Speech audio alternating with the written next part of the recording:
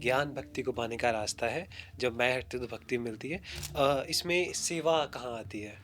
सेवा जब हम निस्वार्थ भाव से किसी को भजते हैं, जी। हमें कुछ चाहिए नहीं, हमें बस चाहिए सानिध्य हुँ। और प्रेम। उसके बदले में कुछ नहीं चाहिए। इन दोनों में से ज़्यादा ज़रूरी क्या है? प्रेम होना चाहिए या वो छोड़ने की भावना होनी चाहिए? प्रेम मार्ग है। जी। प्रेम जो है वो एक रास्ता है और विरह उस रास्ते पे चलने की ताकत देता है हमें। कैसे पहचाना जाए कि एक जो शिष्य है, वो गुरु की टीचिंग फॉलो कर रहा है या सिर्फ़ दिखावा कर रहा है? जब हम ये महसूस करने लगे कि हमारे अंदर अहंकार कम हो गया है, जी। मैं की भावना कम हो गई है, तो गुरु की सबसे पहली टीचिंग यही होती है हुँ। कि हम मैं तत्व को त्याग दें।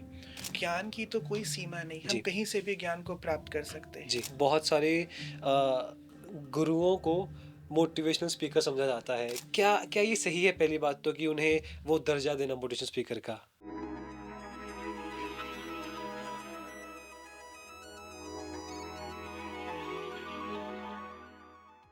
Hello everyone and welcome to Reality Talks. आज युवा भगवान को ढूँढता है, लेकिन गुरु से डरता है।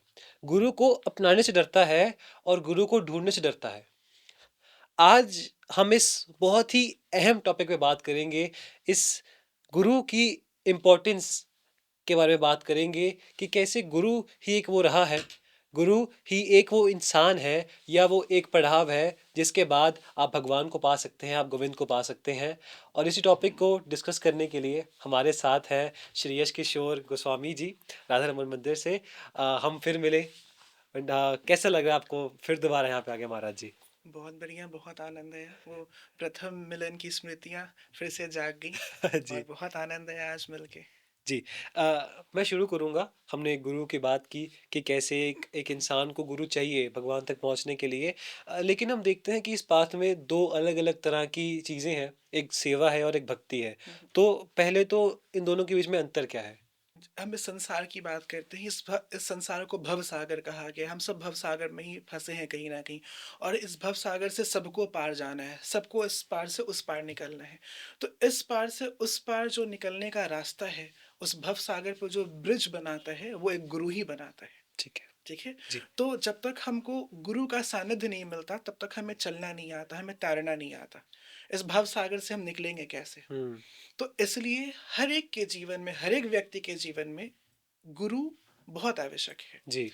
और जहाँ तक की बात रही ज्ञान और भक्ति की, हुँ। तो अगर हम बात करें कि हमारे अंदर से मैं जब हट जाता है, जब हम सोचते हैं कि अब मैं तो हूं ही नहीं, अब जो है वो ईश्वर तत्व ही है, जी। मैंने कुछ नहीं किया, मैं बस एक छोटी सी एक मेरी पात्रता है कि मैं एज अ रोल, हुँ। एज एन एक्टर कुछ कर रहा हूँ, जी। बाकी करवाने वाले कोई और है। मैं एक ज़रिया हूँ। मैं एक जरिया हूँ। जी। I am just a medium. Right. तब जब वो हट जाता है हमारे अंदर से ना, मैं वाली भावना, हुँ। तब हम भक्ति से मिलते हैं। ठीक है। तो जब मैं का अहम हट जाता है, तब हम भक्ति से मिलते हैं। हुँ। और ज्ञान भक्ति को पाने का एक रास्ता है। ज्ञान भक्ति को पाने का रास्ता है, जब मैं हटती तो भक्ति मिलती है। इसमें सेवा कहाँ आती है? सेवा जब हम निस्वार्थ भाव से किसी को भजते हैं, जी। हमें कुछ चाहिए नहीं, हमें बस चाहिए सानिध्य हुँ। और प्रेम। उसके बदले में कुछ नहीं चाहिए। हुँ। हम आज दफ्तर जाते हैं, हम काम करते हैं, हम जॉब करते हैं पैसे कमाने के लिए, लेकिन जब हम भाव की बात करें, तो उसमें कुछ नहीं चाहिए होता है। ना हुँ। विधि चाहिए होती है, ना ज्ञान चाहिए होता है, बस और बस प्रेम चाहिए होता है। जी। तो सेवा भक्ति पड़ाव के बाद आती है या अलग चीज़ है सेवा? सेवा विधि है, विधि है। सेवा श्रम है, ठीक है। सेवा किया जाता है। हुँ। भक्ति की नहीं जाती, भक्ति स्वयं आ जाती है। स्वयं आ जाती। जब प्रेम हृदय में प्रवेश करता है, तो प्रेम के साथ भक्ति महारानी हृदय में प्रवेश करती हैं। जब हम भक्ति की गहराइयों में उतरते हैं, तब हम ज्ञान को खोजते हैं कि क्या क्या विधि है। हुँ। तब ज्ञान का काम आता है। भक्ति तो सिर्फ भाव और प्रेम है। भाव और प्रेम है। हम देखते हैं कि मोह को त्याग करने का एक बड़ा अहम बताया जाता है महत्व इस पाथ में, भक्ति पाथ में। और हम कई संत भी देखते हैं, मीरा जी देखते हैं जिन्होंने सब कुछ त्याग दिया श्री कृष्ण के लिए। तो यहाँ पे फिर 2 चीज़ें आती हैं, एक आता है प्रेम और एक आता है विरह, मतलब किसी प्यारे को छोड़ना या दुनिया को छोड़ना। तो इन दोनों में से ज़्यादा ज़रूरी क्या है? प्रेम होना चाहिए या वो छोड़ने की भावना होनी चाहिए? प्रेम मार्ग है। जी। प्रेम जो है वो एक रास्ता है और विरह उस रास्ते पे चलने की ताकत देता है हमें। हुँ, हमें पाना क्या है? हमें किन्हें पाना है? किसको पाना चाहते हैं? तो हम कहते हैं ना कि स्कूल जा रहे हैं, हम रेडी होके चले गए। जी। उसकी पात्रता हमें विरह देता है हुँ, कि हम तैयार हैं और उस खोज पे निकल चुके हैं। उस रास्ते पे कितनी भी कठिनाइयाँ क्यों ना हो, कितनी भी परीक्षा क्यों ना हो, पर हम उस विरह में इतना तपे हैं कि हमें बस उन्हें ही पाना है। हुँ, तो प्रेम मार्ग है और उस पे चलने की ताकत हमें विरह देता है। विराह देती और है। विरह के बिना प्रेम को तो पाया ही नहीं जा सकता। अगर जी, हम आसानी से या बहुत सूक्ष्म स्वरूप से, बहुत सरलता से किसी चीज़ को हमने पा लिया, हुँ, उसकी कीमत कहीं न कहीं कम हो जाती है। बिल्कुल सही बात है। पर भक्ति में और प्रेम में विरह तो ज़रूर चाहिए। जिस प्रकार हुँ, आपने मीराबाई जी के बारे में बोला, जी, जी, तो जी। वो तो इसकी सर्वोत्तम प्रतीक हैं कि जी। विरह में कैसे ईश्वर को पाया जा ईश्वर को सकता है। पाया जाता है। आपने एग्ज़ाम्पल दी ना स्कूल जाते बच्चे की, तो उससे हम अगर मेरे हिसाब से इसे डालूँ, तो विरह वो त्याग है, जब एक बच्चा पहली बार स्कूल जाता है, अपने माँ-बाप को छोड़ के, घर को छोड़ के पहली बार दूर जाता है और प्रेम उसको उसकी जो नॉलेज है, क्यूरियोसिटी है, वो प्रेम है, जो उसे स्कूल की तरफ लेके जाती है। बिल्कुल, बिल्कुल, तो बिल्कुल। मतलब जो श्री कृष्ण का प्रेम है, जो भगवान का प्रेम है, बिल्कुल, वो आपको लेके जाएगा और विरह वो स्टेज है, जहाँ से आप शुरू करेंगे, बिल्कुल, वो सफ़र। बिल्कुल। तो वही क्या स्वरूप है। क्या विरह के बिना वो उस जर्नी पे नहीं जा सकते? जब तक हमें जिज्ञासा नहीं होगी किसी चीज़ को पाने की, जी, हम एक समय के बाद सोचते हैं ना साइंस, कॉमर्स या आर्ट्स लेना है, तो हम एक प्लानिंग करते हैं कि हमें किस ओर जाना है। जी, हमें अगर डॉक्टर बनना है तो हम बायोलॉजी लेते हैं, अगर हमें साइंटिस्ट बनना है तो हम मैथ्स लेते हैं और अगर हमें कुछ अकाउंटिंग का कुछ ऐसा करना है अपना स्कोप हम जहाँ देखते हैं उस हिसाब से हम सब्जेक्ट चयन करते जी, हैं। जी, जी। उसी प्रकार अगर हम जब तक अपने हृदय में विरह का भाव नहीं लेके आए हैं कि हमें उस तत्व को प्राप्त करना है, उस प्रेम को प्राप्त करना है, जब हम जड़ पे काम करते हैं, चेतन पे काम करते हैं, हुँ, उसकी मजबूती पे काम करते हैं, वही है विरह। वही है विरह। वही है विरह। तो क्या तब मतलब जाना, उस भाव में तब जाना कि अब तो जैसे मैं निकल गया, जी, भाव आए, भक्ति आए, मैं निकल गया। हुँ, उसके बाद जो विरह होता है कि अब किसी भी तरीके से मुझे पाना है, हुँ, वो है विरह। वो विरह है। आपने बताया कि अलग-अलग सब्जेक्ट्स होते हैं हुँ, जिनकी क्यूरियोसिटी हमें वहाँ पे लेके जाती हुँ। है। तो क्या ईश्वर को या भगवान को देखने के अलग-अलग तरीके हैं, जो अलग-अलग लोगों को उनकी तरफ लेके जाते हैं? बिल्कुल, सब अपनी-अपनी दृष्टि से देखते हैं। हुँ, कोई उन्हें मित्र समझता है, कोई उन्हें बंधु समझता है, कोई उन्हें प्रेमी समझता है, कोई उन्हें सरकार समझता है। सबकी अपनी-अपनी दृष्टि है चीज़ों को देखने की।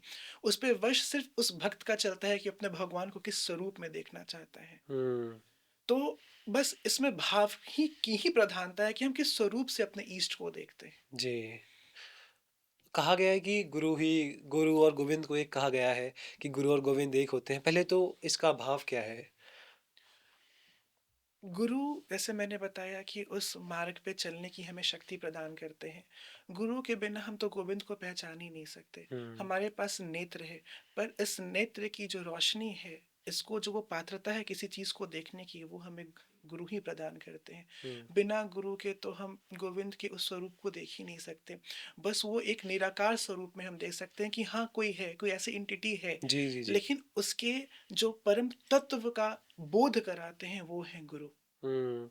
हम देखते हैं ना कि आजकल जो चल रहा है ट्रेंड जो मैं देखता हूँ, वो ये है कि लोग कहते हैं कि हाँ, भगवान है, लेकिन उन्हें समझ नहीं पाते और उसका एक आंसर देते हैं, वो ये है कि हमारी नॉलेज से बाहर है, हम उसे देख ही नहीं पाएँगे, इंसान की कैपेबिलिटीज़ के बाहर है, लेकिन गुरु के साथ वो उसे कर देख सकते हैं।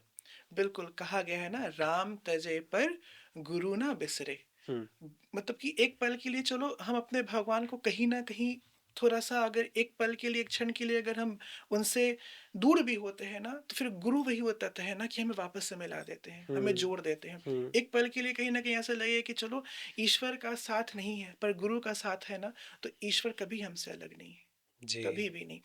जो ईश्वर कहते हैं गुरु गोविंद दाऊ खरे काके लागू पाए बलिहारी गुरु आपने जिन गोविंद दियो बताए। हुँ, तो गुरु ही वो तत्व है जिन्होंने बताया कि ये गोविंद हैं। हुँ। उस निराकार को जो स्वरूप प्रदान किया वो जी, गुरु ने ही किया। गुरु ने। हम स्कूल जाते हैं, हमें कुछ पता नहीं होता है क्या सब्जेक्ट होता है, हम धीरे-धीरे सीखते हैं। हुँ। वो भी गुरु ही हैं, वही हमें ज्ञान प्रदान करते हैं। तब हम चीज़ों को उस दृष्टि से देखते हैं, हाँ, ये मैथ्स है, ये साइंस है, ये हिंदी है, जी, ये इंग्लिश है। जी। तो वही पात्रता हमें गुरु प्रदान गुरु करते हैं। प्रदान करते हैं।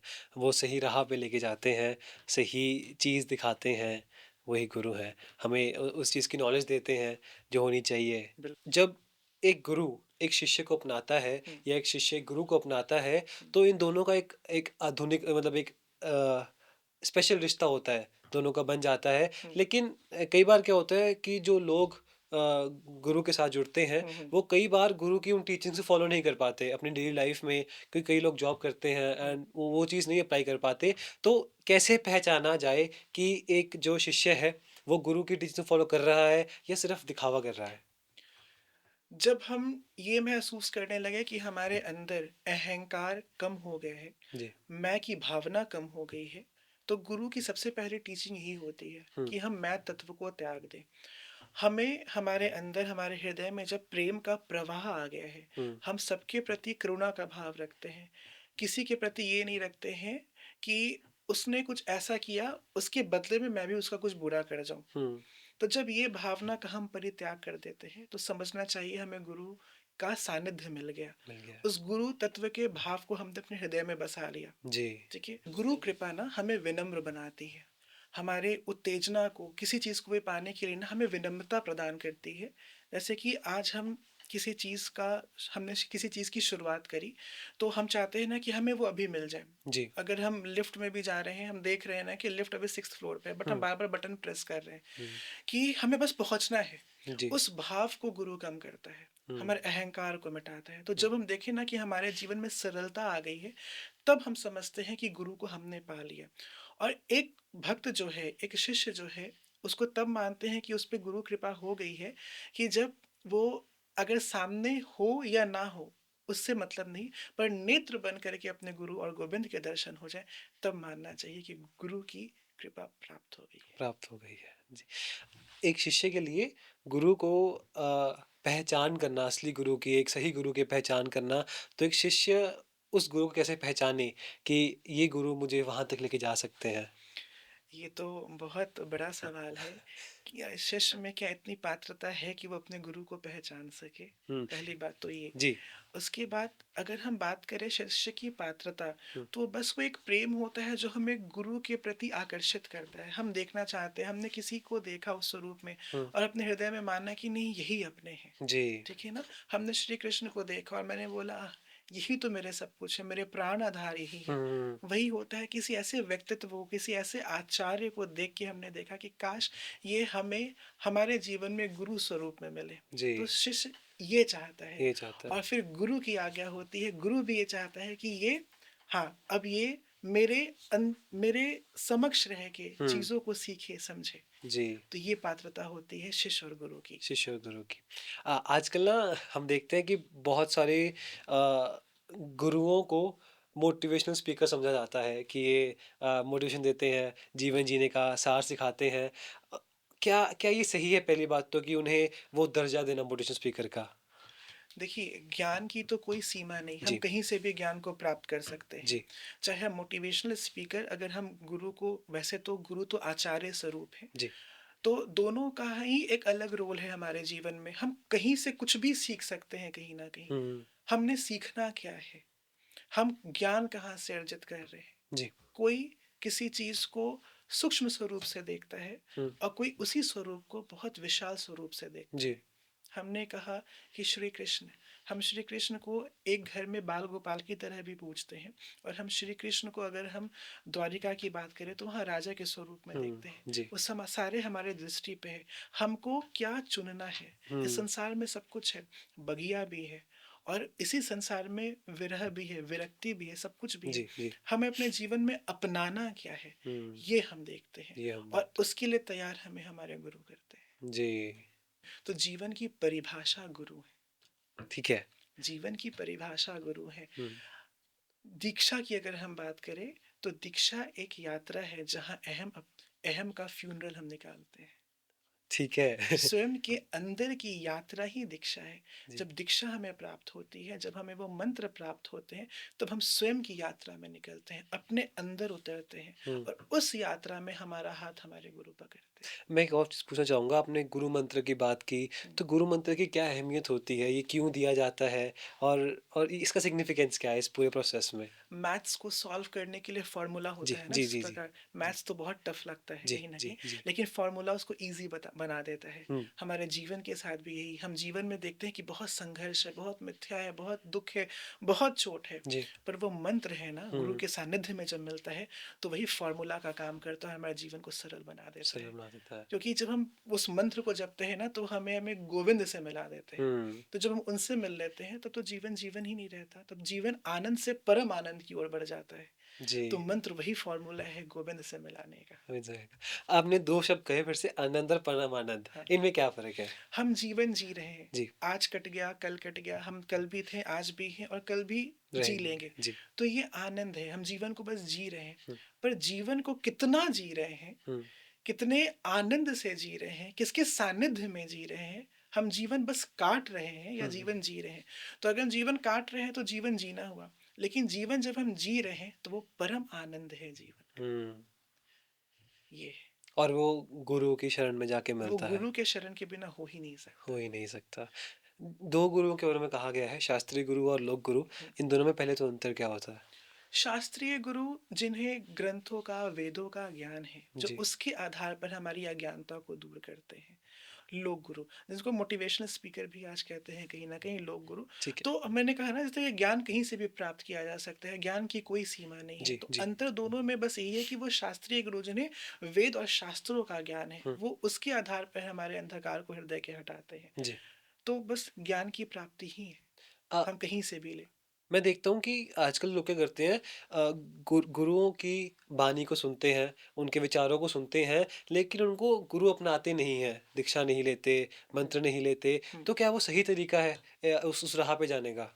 अगर हमारे अंदर ये भाव आया ना कि मैंने गुरुवाणी सुनी या जी, हमने ग्रंथ पढ़े या जी। वेदों का अध्ययन किया, तो ये कहीं ना कहीं हमें वो ऊपर से इशारा मिलता है कि वो समय आज चला है कि तुम एक हाथ पकड़ो, हुँ, जो तुम्हें इस दिशा में और सही और सरल मार्ग दिखा सके। जी। तो बिना गुरु के वो नहीं आ सकता। हुँ, तो हुँ। अगर हम वो सुन रहे हैं ना, तो समझो कि वो समय आ चला है कि उस तत्व को अब प्राप्त करना है प्राप्त कहीं ना करना। कहीं।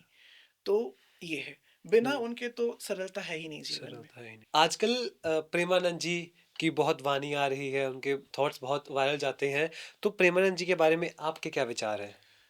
प्रेमानंद जी, जी, जिनको आज सारा संसार कहूँ तो सुन रहे हैं, जी, चाहे वो इंडिया हो या बाहर हो।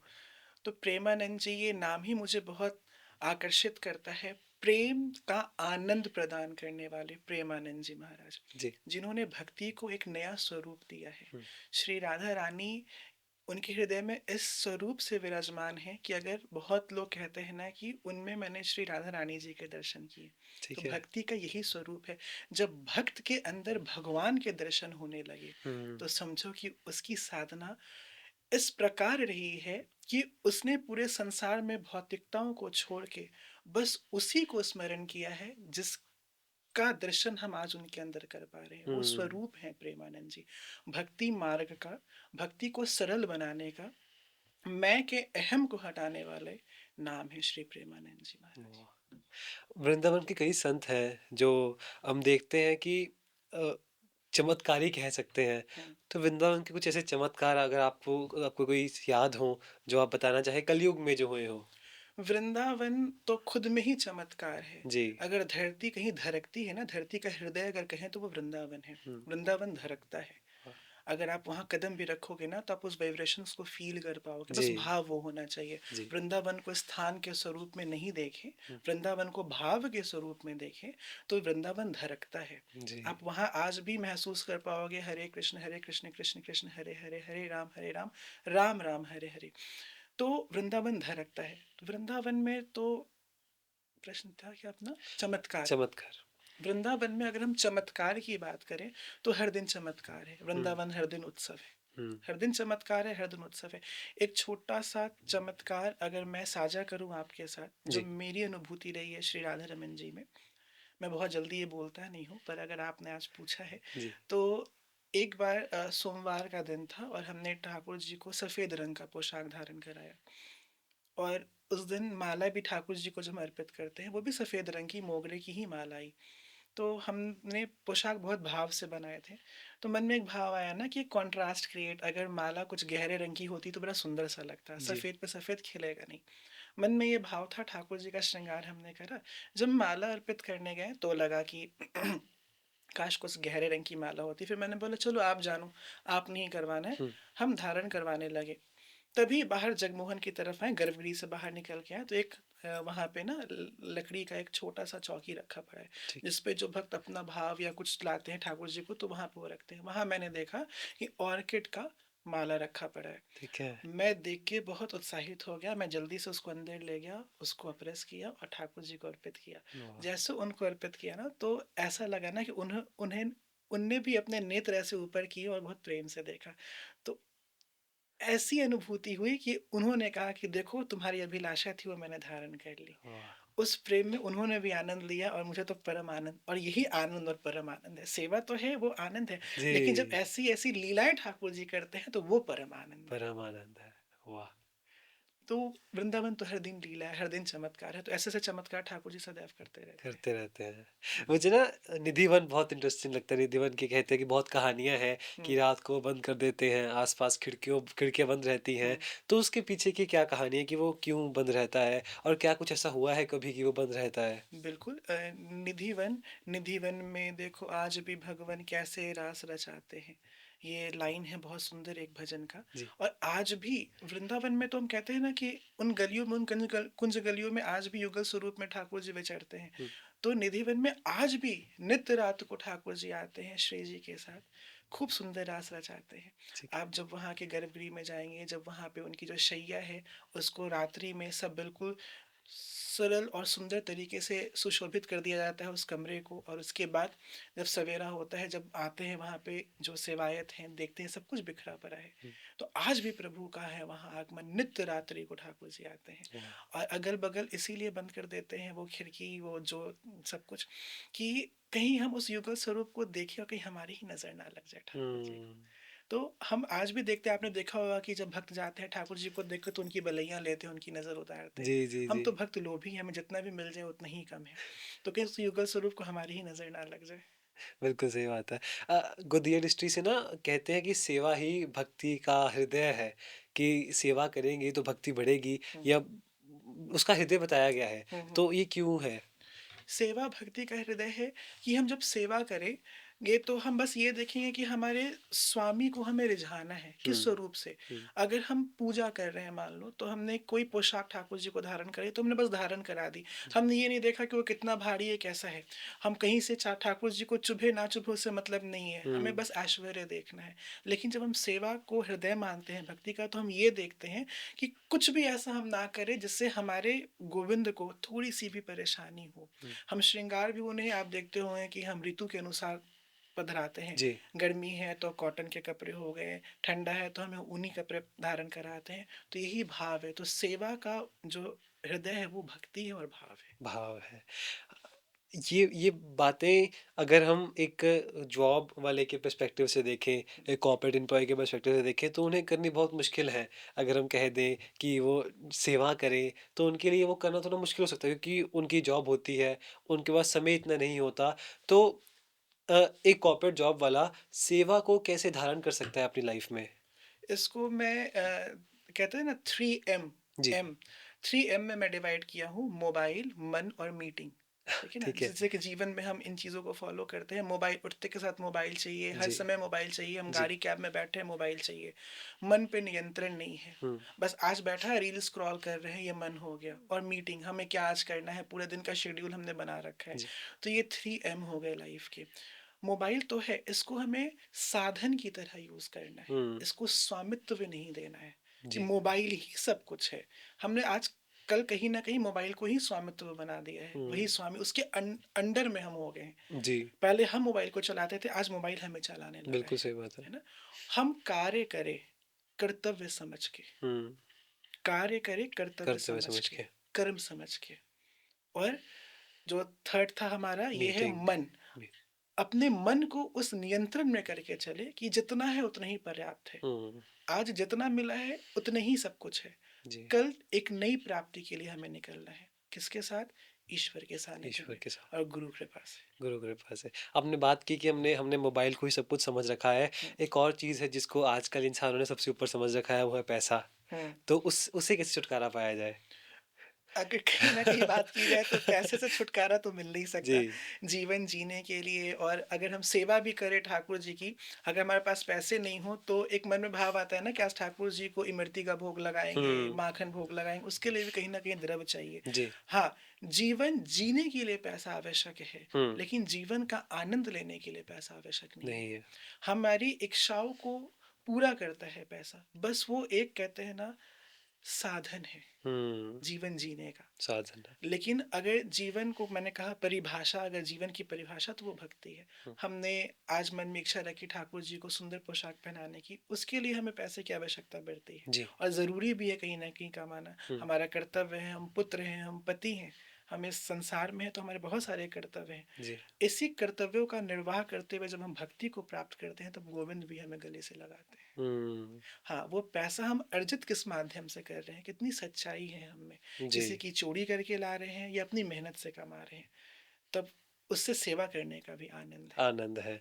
मतलब वही है कि जहाँ से आ रहा है और जहाँ जा रहा है, अगर वो दोनों शुद्ध और सही हों, तो पैसा भी सही हो जाता है। एक गुरुजी ने अपने 5-6 शिष्यों को शिक्षा देने के बाद बोली कि अपने घर जाओ और वहाँ से तुम कुछ ऐसा सामान चोरी करके लाओ, जो मुझे तुम भेंट स्वरूप दे सको। ठीक है।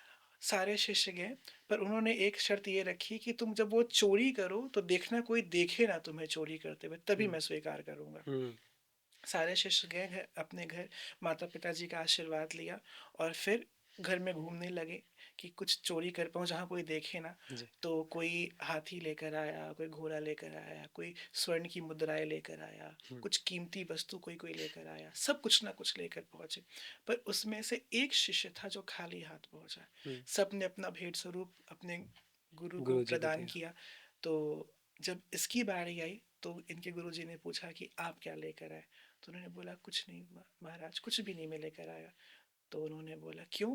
तो आपने एक शर्त रखी थी कि ध्यान रखना चोरी करते हुए कोई देखे ना, लेकिन आपने ही मुझे सिखाया है कि हम कोई भी कार्य करें तो एक परम शक्ति है जो हमेशा हमें देखती है। देखते हैं। तो उनकी नज़रों में तो हम हैं ही हैं, जी, इसलिए मैं कुछ चोरी नहीं कर पाया। गुरुजी ने बोला आज मेरी दी हुई शिक्षा सफल हो गई। बहुत सुंदर कहानी है। जी। अ, हम वही बात क मैं मेरा सवाल अगला वही होने वाला था कि गुरु की दी हुई दीक्षा, गुरु का दिया हुआ मंत्र एक एक शिष्य की ज़िंदगी में क्या असर लगाता है या क्या एक सिग्निफ़िकेंस रखता है?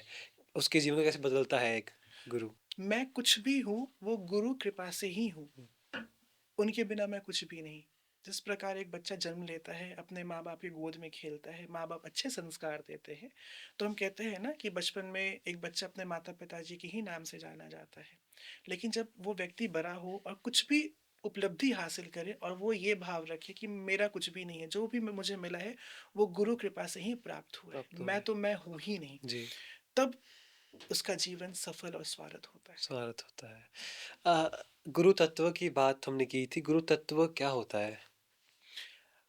अहम से मैं को हटा देना, ये गुरु तत्व हमसे होता है। मैं को हटा देना। मैं माला कर रहा हूँ, जी। मैंने कितनी माला करी, ये तो बस एक काउंट है कि मैंने हुँ, इतनी माला करी। उस माला में मैंने अपने गोविंद और अपने गुरु को कितना स्मरण किया, वो है तत्व, जी। वो है गुरु तत्व। आपने एक शब्द यूज़ किया माला।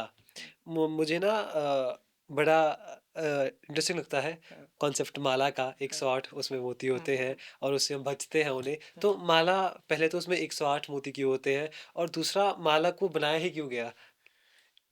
एक कहते हैं ना हम जब जीवन में कोई पथ हमें चाहिए होता है, रास्ता तो चाहिए होता है जी, चलने के जी, लिए। जी। तो जब हम उन मनकों पे उँगली फेरते हैं, हुँ, तो हम कहीं न कहीं उस एंटिटी से कनेक्ट करते हैं अपने आप हुँ। को, मन शांत होता है। आपने देखा होगा कि माला करने की एक विधि होती है। जी, एक आसन होता है, गोमुखी होती है, हुँ, उसके अंदर माला होती है जी। और मनकों पे हाथ फेरते हैं। हमारा बैकबोन स्ट्रेट होता है, हम अपनी इंद्रियों को एक रास्ते क्लास में ऊपर से लेके नीचे तक अपनी इंद्रियों को एकाग्र रखते हैं। जी। तभी हम उस एंटिटी से मिल पाते हैं। वो हुँ। 108 जो मन के होते हैं उसमें उसका एक कैलकुलेशन मुझे एग्ज़ैक्टली मैं सच बताऊँ तो जी, नहीं जी, याद है। जी, जी।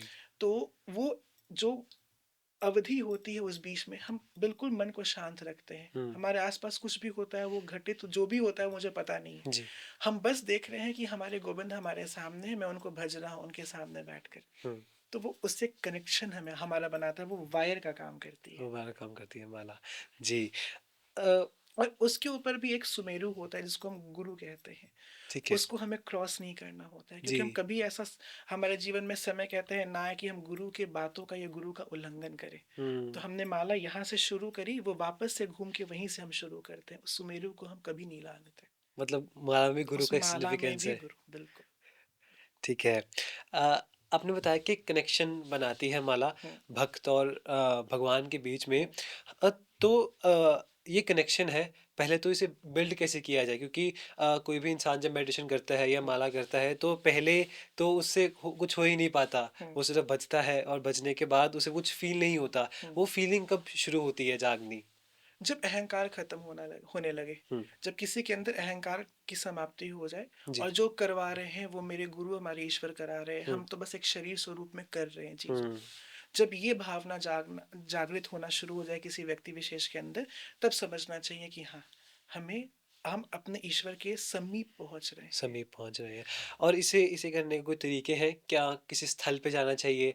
जैसे फॉर एग्ज़ाम्पल किसी तीर्थ स्थान पे जाके ये भावना आती है कइयों में कि वृंदावन गए हैं और वहाँ पे जाके लगा कि हाँ, कुछ बड़ा है, गोविंद है और मैं नहीं हूँ करने वाला, गोविंद है करने वाले। तो ऐसा ऐसा कुछ क्रिया है जिससे वो फीलिंग, वो अहंकार खत्म हो जाए? कहा गया है ना, तोरा मन दर्पण कहलाए। जो हुँ, मन है ना व्यक्ति का, वही दर्पण के स्वरूप में काम करता है। ठीक है। अगर अपने हृदय में हम, अगर हम यहाँ बैठे हैं हम बात कर रहे हैं, मैं तो ये अनुभव कर रहा हूँ कि हम वृंदावन में बैठ के बात कर रहे हैं, बस ये मन हुँ, की बात है। मन की मन को बात है। चंचल जल की तरह कहा गया है। जी। हम मन में जो विचार अपने ले आए, हम आज मान लें कि हम हमें ये करना है और वो हो जाएगा, बस हुँ, हमारी निष्ठा वो पूरी होनी चाहिए कहीं ना कहीं। हुँ, तो अगर हम, कहीं हमें कोई स्थान की आवश्यकता नहीं है, बस मन को शांत करने की आवश्यकता है। मन मन को जहाँ शांत शांत हो गया वहीं वृंदावन, और हर तीर्थ स्थान वहीं है। वही है।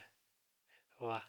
वृंदावन की बात फिर से आ गई। हम्म, मेरे ना मन में एक सवाल था कि वृंदावन में बहुत सारी कथाएँ हम सुनते हैं, बहुत सारे वाक्य सुनते हैं हम्म, और आज मॉडर्न डे में हम ऐसे कोई बड़े वाक्य नहीं सुनते। हमने द्वापर युग के वाक्य सुने हैं हम्म, और प्री कलयुग के वाक्य सुने हैं, लेकिन आजकल कोई ऐसा बड़ा वाक्य हम नहीं सुनते। क्या वो चीज़ें होनी हट गई हैं अब या क्या वो बाहर नहीं आती, जो चीज़ होती है? ना चीजें घटी है ना जी, बंद हुई है, ये ईश्वरीय शक्ति जो कभी खत्म नहीं हो सकती। जी। बस उसका अनुभव हम भूल गए हैं आज हुँ, के भाग दौड़ के जीवन में। जी। उसको हम देखते नहीं है उस स्वरूप में। ऐसे मैंने बोला है कि वृंदावन जीवित है, जीता जीवित है है, हमारे जी, साथ। धड़क रहा है। पर उस चीज को अनुभव लोग नहीं कर पाते, हुँ, घूमने चले जाते हैं, जी। स्थान मानते हैं उसे। हुँ, तो अगर हम उस चीज का अनुभव करने लगे तो वो हर दिन घटित है। आज हम यहाँ बैठे हैं, हमारी श्वासें चल रही हैं, ये भी तो एक उनकी ही कृपा है। जी, बिल्कुल उनकी सही कृपा बात। के बिना तो कुछ भी नहीं है। कुछ भी नहीं सब होता। शून्य है।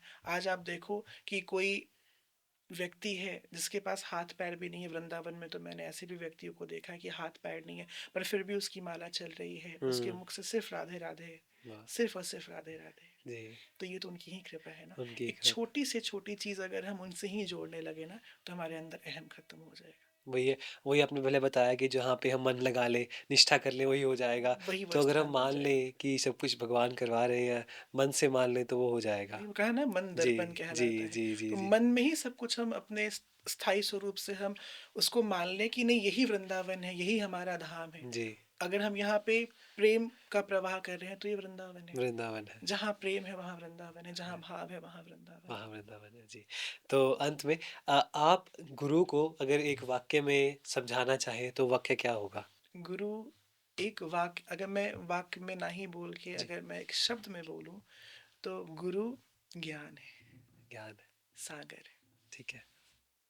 तो आखिर में अगर कुछ और आप बताना चाहें, जो लोग सुन रहे हैं, कुछ उन्हें समझाना चाहें, तो आप प्लीज़ बता सकते हैं। इतना ही कहना चाहूँगा मैं कि अगर हमें भक्ति मार्ग में जाना है, तो उस मार्ग को अगर हमें सरल बनाना है, उस परम तत्व की प्राप्ति करनी है, तो हमें किसी का सानिध्य चाहिए। और वो सानिध्य हम किस स्वरूप में लेना चाहते हैं, वो हमारे ऊपर है। प्रेम जब तक हृदय में नहीं होगा, तब तक भक्ति महारानी हृदय में प्रवेश नहीं करेंगी, और जब तक भक्ति महारानी प्रवेश नहीं करेंगी तब तक अपने गोविंद को हम नहीं पा सकते। सर्वप्रथम अपने आप को सरल बना लीजिए और अपने हृदय को प्रेम से भर लीजिए। वाह! राधे राधे। राधे, राधे।